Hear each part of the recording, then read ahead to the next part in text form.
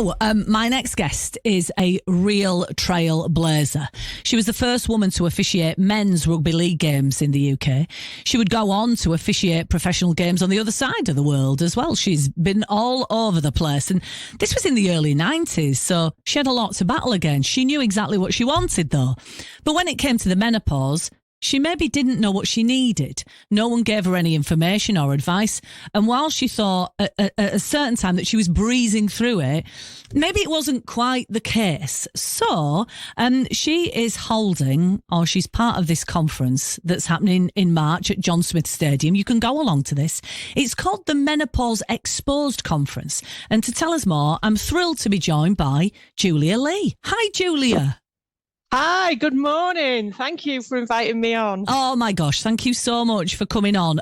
We'll spool back for a moment, just for maybe people who don't realise how awesome you are. But I know that you loved rugby. But one day you answered an ad to become a referee, and the rest was history. Is that sort of right? Is that where it kind of started? Yeah, that's where it kind of started. It was a dare, actually, on the terraces that I bet you dare apply. So I dared, as you would say in Hull. And yeah, the rest was history, really, because once my mother says, now because I hit the heights of Hull Daily Mail and Radio Humberside at the time, and my mum said, you can't turn back now, you've got all this publicity. But you must, I mean, just from the timings that we're talking about, if you started officiating in like the early 90s, you must have come up against resistance. You must have come up against opinions that were, difficult to hear. Oh yeah, all the time, and it was a constant battle. There were some great people that, and I guess because when you're a pioneer and you're doing something new, you're unusual. So you've got to get used to. You'll know that in broadcasting, they've got to get used to you being around and all the different things like where are you going to change and is she going to get off with all the husbands because she's bound to fancy my husband and all that sort of stuff and then things around how are you going to do a brawl and actually I used to say that it was trusting me with the big games, someone actually sticking their neck out saying, no, I'm going to put her on it, because they were frightened of what other people thought about them, with them taking what they thought was a risk of whether I could referee or not. Wow. And loads of banter and what they class as banter, but it's just not funny. No, completely. But, you kept going and you achieved what you wanted to achieve, and you were positive about that. But then later in life, menopause happened. And what did you think you knew about the menopause, if you know what I mean? Because I think a lot of people, they maybe before they enter it, they might have an opinion about it. They might think, oh, it's probably not going to bother me. Or where were you with what you knew about it before you entered into it? Well, that's what surprised me as I began to research it. I didn't really think it through. Now I've got a sports science degree, so you would have thought that I would have, and I remember having hot flushes in board meetings when I worked for the Rugby Football League and telling them all, excuse me, I'm having one of those moments. But just because my mum died at 55 with motor neuron, and I never remember her going through anything or having anything. So I had no experience really, and I guess where I'm in that generation where you power through, and I think all the publicity and things around it now is you don't have to power through. Actually, the effects it can have on your body into later life are so significant that you can't ignore it. You can't ignore it, and that, I guess, with I was getting panic attacks, I was having high anxiety. The biggest one, which I didn't realise, was I was having panic attacks driving on the motorway.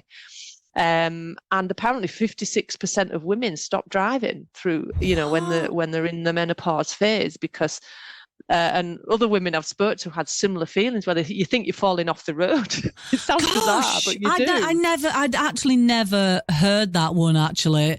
Totally understand anxiety and not connecting the two at all. Not connecting anxiety to being anything to do with the menopause. Hot flushes, obviously, something that we do know about.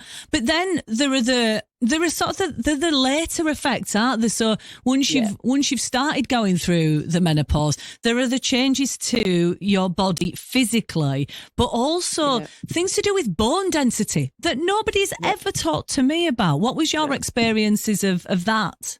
Yeah, well, that's the thing that's driven me into helping women to know what the whole landscape's like. Apart from the other thing around that is your mental fog, your which I did think that I was going into Alzheimer's. My mum had Alzheimer's, and my forgetfulness and my dyslexia increased quite considerably, which is interesting. But the bone density is the shocker. I've got rheumatoid arthritis, so you would have thought they would have taken extra special care. Estrogen, progesterone, and testosterone is the hormones you begin to decrease in, all help protect your bone density. So now I know it's common sense. If you're reducing in those hormones, which is what menopause is, then you're going to have less protection. But nobody sort of said that. That's the thing. It's almost too late.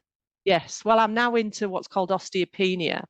And one of the doctors said to me, women your age are. Well, that's not acceptable. I'm sorry. Because actually, if you'd given me the information 5 or 6 years ago, I might have taken a choice of doing more about it, i.e. doing HRT treatment, upping my strength, changing my diet, all things that can help with your bone density if I'd been more, but I wasn't given that choice. And there's so many women out there, not just around bone density, around heart, because osteoporosis is high for women in the 70s and 80s, as is heart defects, as is Alzheimer's, and all linked to, the decrease in hormones and the fact that we're living longer. Yeah. So the point is of the conference then, I guess, is that wherever you are in this journey, this menopause journey, no one's going to give you that information. No one's going to come up to you and say, right, this is what's going to happen. This is roughly when it's going to happen. This is how it could affect your body. No one's going to say that to you. And the trouble is that for a lot of us, we'll just carry on that road, as it were, and still not find anything about it. And then, maybe your options are limited. So, talk to me about Menopause Exposed, the conference. What will people get out of that? Well, I've invited experts from Yorkshire. So I've made sure it's a Yorkshire theme because what I've found at a lot of conferences you go to, and the South seem to have got this a bit more boxed off than we do. So I'm wanting more, that's the whole point of it. So people see people like themselves at the conference, but they're all experts. So we've got a couple of GPs who specialise in menopause that are going to come. One's talking about the whole picture around menopause and hormone replacement and what it does to your body. Another GP, she's going to talk about mental health challenges and the cognitive challenges, because your happy hormones go down and your unhappy hormones go up. So you need to start looking after yourself. I've got a pelvic health specialist coming along, a strength and conditioner, a nutritionalist, all who specialise in the menopause area, and some real life stories. And then we're going to have the idea is behind, one, keep it cost effective. So I've got a grant, because the other thing is you go to these things and you get charged through, you have to pay hundreds of pounds to attend. So I've got a grant. I do have to charge because the food costs and the Eventbrite costs. So that's £25. So we're not making any money on it. We just want women to be able to come along and get as much information, women and the significant others, by the way, because it's the highest level of divorce or split ups when women are in menopause. So they can understand it better. So they can, because everyone's menopause is different, so they can make an informed choice. That's the thing around this, is you make a choice. I wasn't given a choice. And that's what made me really angry as I began to research it. Nobody suggested anything to me. So it's happened to me. And now I'm going to, have to work hard to do anything about my health. So it's about informing people about what the options are.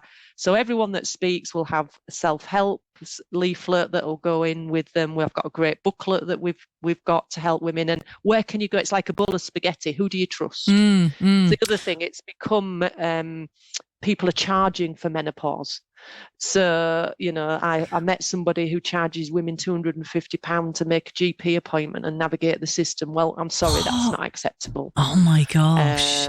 We are definitely, I know we're talking about it more because I find myself, not just because it's, affecting my age group, but I do find myself talking about it more. And I'm really, really, I'm happy for that. But I'm really happy that you're doing something that is pointed, focused and useful. So if people are interested in coming along to this, you mentioned Eventbrite. Is that the best place to go and have a look for tickets? Yeah, tickets are all on there. It's on the 14th of, I'm going to say October, that's my menopause phrase, 14th of March. It is. It's 10 o'clock till 4. And I know a lot of people say they're working, but actually this is too important. So, you need to make time for yourself. That's the other thing around menopause, to understand yourself better. Yeah. So 10 till 4, you get some grub, get some lovely grub actually, especially made for a menopause diet and things like that, and refreshments. And then you get all this information and you mix with your peers, you find other women that, are going through it as well, so that you get that networking as well. Absolutely. It sounds really good. You've really thought about it because it's really affected you. Menopause Exposed Conference, 14th of March, John Smith Stadium. Look it up. Thank you so much for coming on. It's been great to talk to you. Julia Lee, you take care. Thank you. Thank you. Thanks for having me on. Thank you. Bye.